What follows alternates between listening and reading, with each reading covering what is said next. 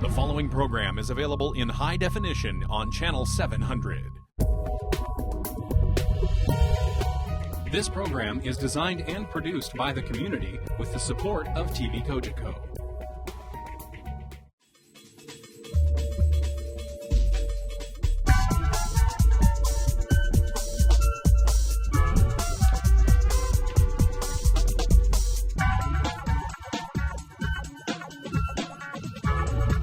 Council matters in the daily life of Oakville across a wide variety of services and programs, and sometimes it even matters when it comes to getting a new hospital. Here with me today to talk about Oakville's new hospital is Kevin Flynn, the MPP for the Oakville riding, the doctor who is in charge of all the medical staff at Halton Healthcare Services, Dr. Lorne Martin, the chief of staff. And I say it that way because Halton Healthcare operates 3 hospitals in Halton, not just the Oakville Hospital. And Geoff Smith, the president and CEO of EllisDon, which is a key member of the partnership that's building the new Oakville Hospital. Kevin, I know you had a lot to do with getting the Oakville Hospital greenlit, but we also have new hospital projects going on in the rest of Halton region. Did you have anything to do with those as well? Well, I think being on council for 18 years before I was MPP really gave me that inside information on the community, and the need was there. The need had been there for some time, that all 3 hospitals needed to have significant improvements to them. In Oakville's case, the decision was to build a brand new hospital, to close the old hospital that served us extremely well, but it just outgrown its site. Joe Brandt, of course, needed expansion, and the Milton site needed expansion. Everyone was talking about it in 2003, but there was no building going on.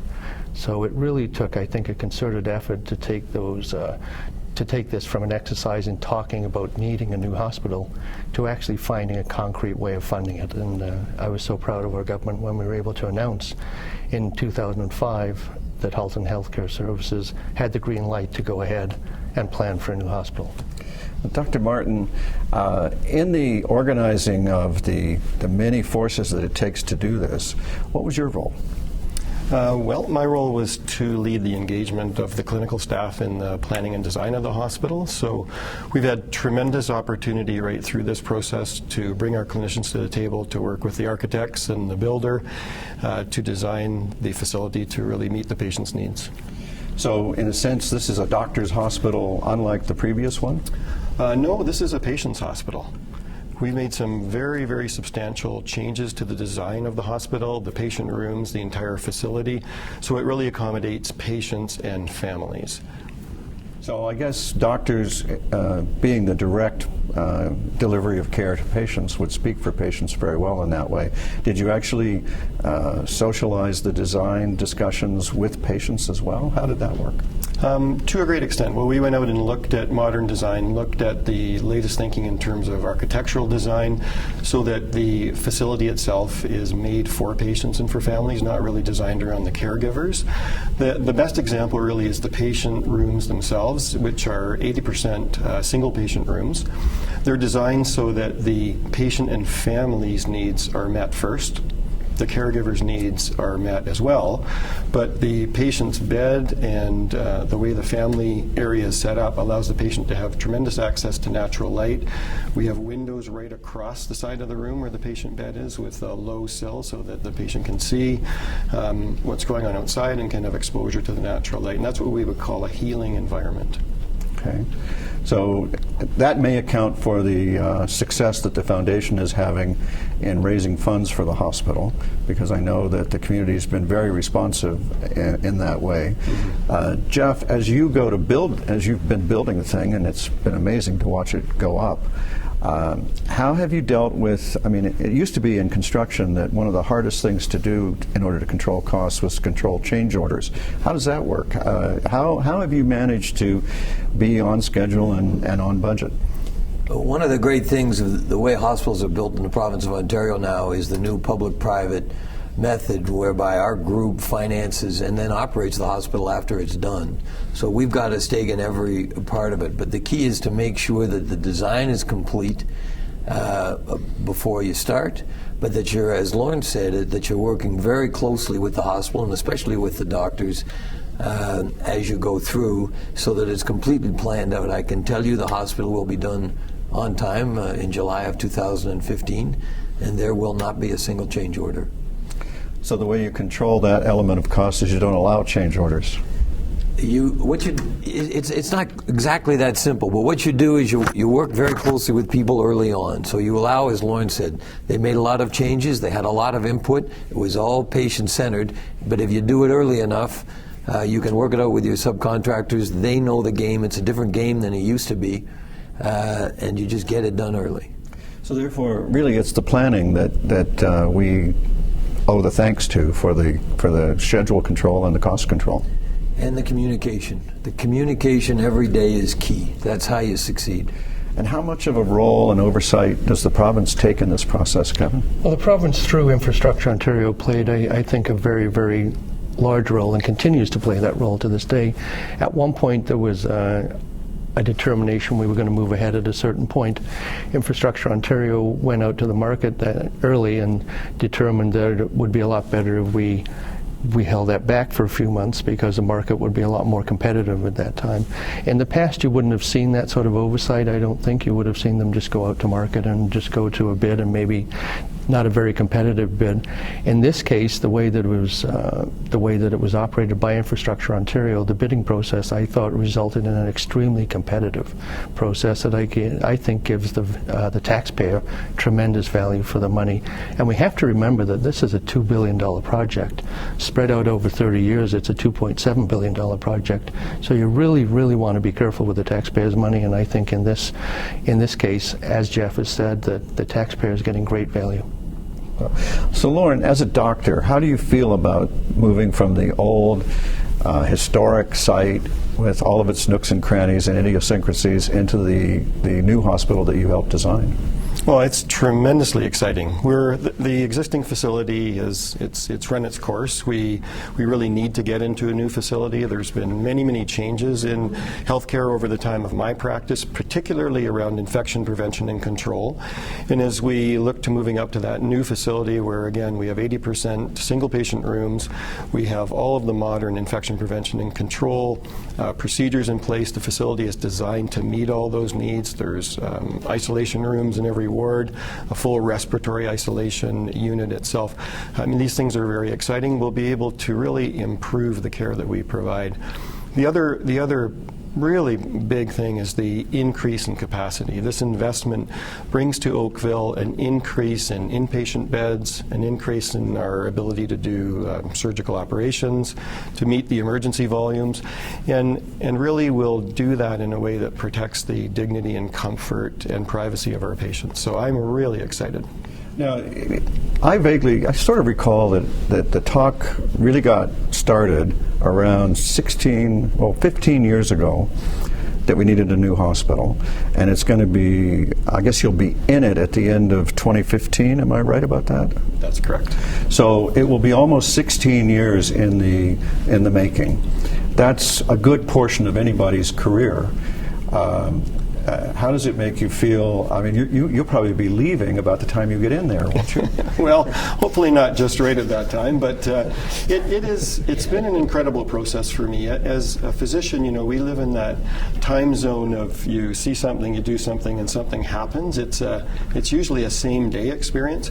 Our first meeting around this new Oakville Hospital, this began in a strategic planning meeting with the board of the Oakville Hospital, as you say, 15 or 16 years ago. And with the support of the District Health Council and the town, the province, and all the other people that have contributed, it's been a very exciting process. But now to see the building come up and to walk through the building and to imagine delivering care, it's an incredible experience for me personally. Well, I'm glad you're looking forward to it, especially given the cost. I'm glad you like it. So Geoff, how do you feel as you look at the progress of the thing to date? I mean, you've built a lot of things all over the world, and surely not everything's ever gone. I mean, things don't always go right. There's problems. So what's your feeling as a builder here, looking at this project? And sitting here saying it's going to be on time, it's going to be on, you know. My first and overwhelming feeling, to be honest, as the builder is one of relief. at the beginning of a project like this, it's $1 billion and everything is guaranteed from the beginning. By far the biggest job we have ever undertaken on an at-risk basis. And of course, we're responsible for the design and the construction and the operation of the hospital after it's done. So now that we're over the halfway point, it's clear that the hospital is going well, the construction is going well, everything's going according to plan. To be honest, I haven't visited that hospital site, even though it's by far the biggest and riskiest we've got going, as much as I should have, because I don't need to. I go to where the problems are. There are no problems here. We've got a great team on site. So I'm happy, but above all, I'm just relieved. Nice to see it going well. Well, that would speak to the fact that you have some risk involved in the game. Enough risk to keep you awake for a month. When construction projects go bad, they tend to go quite bad. They don't usually go just a little bad. And when you have $1 billion guaranteed, that's what this one is, $1 billion guaranteed dollar construction project. So you can imagine if that goes bad, it could take companies down. It could take a company our size down. So yeah, that's a whole lot of risk. And but it's not going to happen here. And the other thing the other part of the relief, and I was talking to Lorne on my way in, I said, how are the doctors feeling? How is everybody feeling? Are they happy with the communication with our team? He said, it's all good. It's all been very open.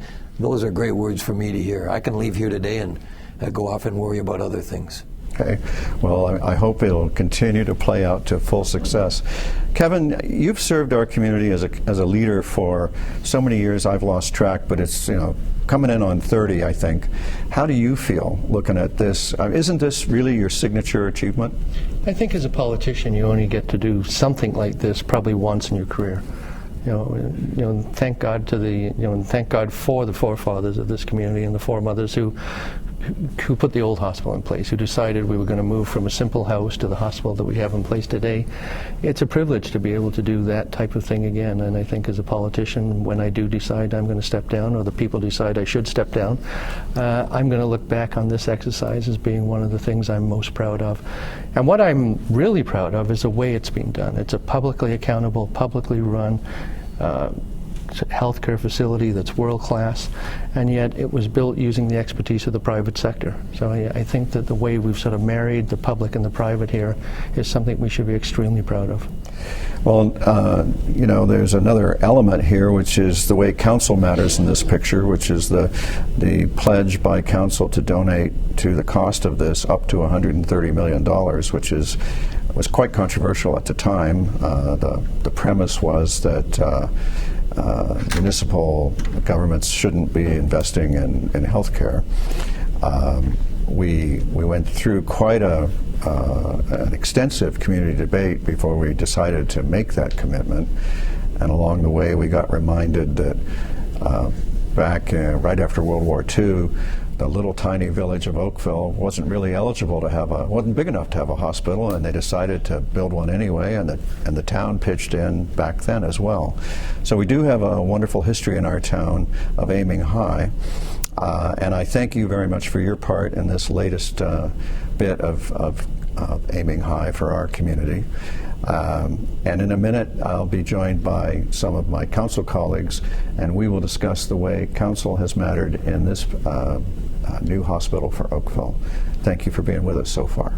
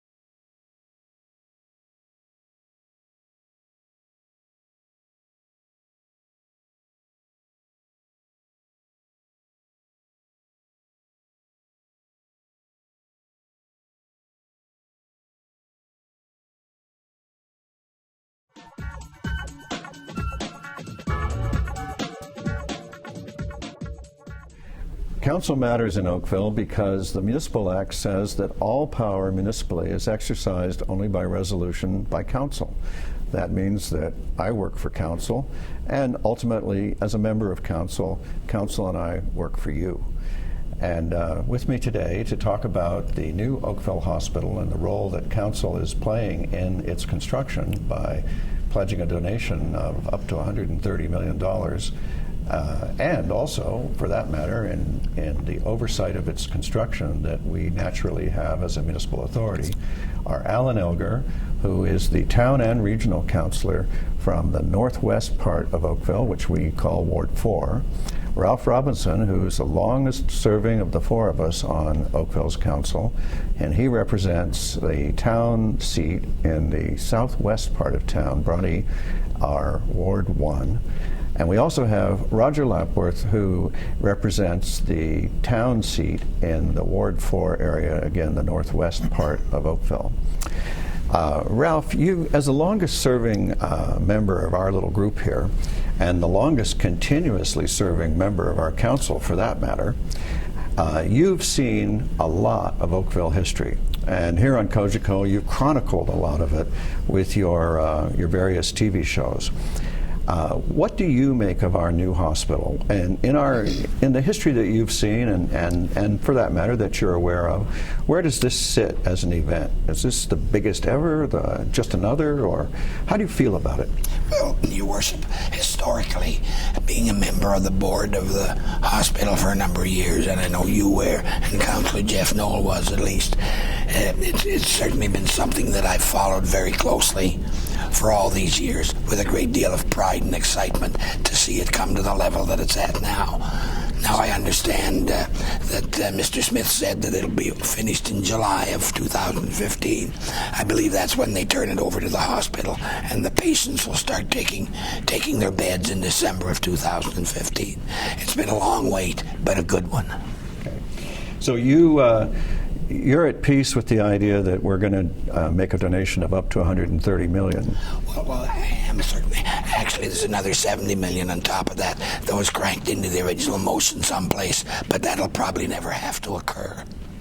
Right. So, in order to, I'm just trying to be a little bit humorous here with you. The hospital project appears to have made you almost speechless. Well, at least we have a hospital that can take care of problems if they arise. All right, well, let's all hope none of us have any. Roger, you've got a financial background. How do you feel about the hospital and the accomplishment that it represents for our town? Well, Mayor Rob Burton, this is the most expensive project that we've seen here in our town. Ward 4 being the largest ward and the most number of constituents, the location is perfect for us, and the cost to the taxpayer at the end of the day will be zero. So it's a very, very good investment for us, and it's been a long time coming, and I'm happy to see it open next year in 2015. All right. And Allan, you went on council, it feels like forever ago, like in 2000, right? Correct. And you went there really on a green mission, and because of your background at Bell, you also had a bit of a financial mission as well. But you really took up the cause of this hospital, and how does it make you feel to see it coming true now? Well, I guess I'm extremely proud that we're building it, and we're building it in Ward 4. And if the people, I'm not sure people are even aware, in early 2000, that land was zoned to be industrialized land. And even if you go through the documentation, they talked about welding shops and other types of industries.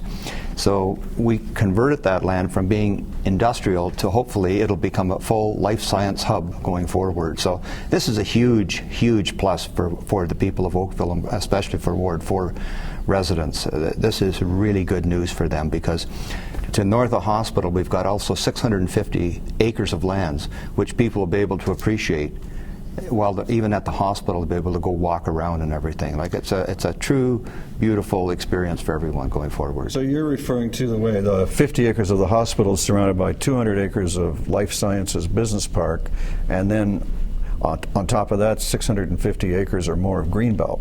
You're absolutely right. That's exactly what I'm referring to. There was a point back in the early 2000s where they were going to take and ask that the developers swap 50 acres of the hospital land for 10 acres somewhere else in Oakville, which of course the province said, wait a minute, if we need 50 acres, why would we give them 50 acres to build houses on in that area or other industrial things? So the province gave the property for the building of the hospital at zero cost. Like, that was huge, at 50 acres at no cost. That really helped kickstart things, because it used to be that they would say, okay, you have to sell that property, we'll take that money, and then you have to pay to build the hospital. We had to pay for land. So this was big to happen in Oakville. It was the first, I believe, and I think now everyone else wants the same thing, where the province gives the land in the very beginning. So basically what the cat you're letting out of the bag is that Kevin got Oakville a very, very good deal. It's absolutely true.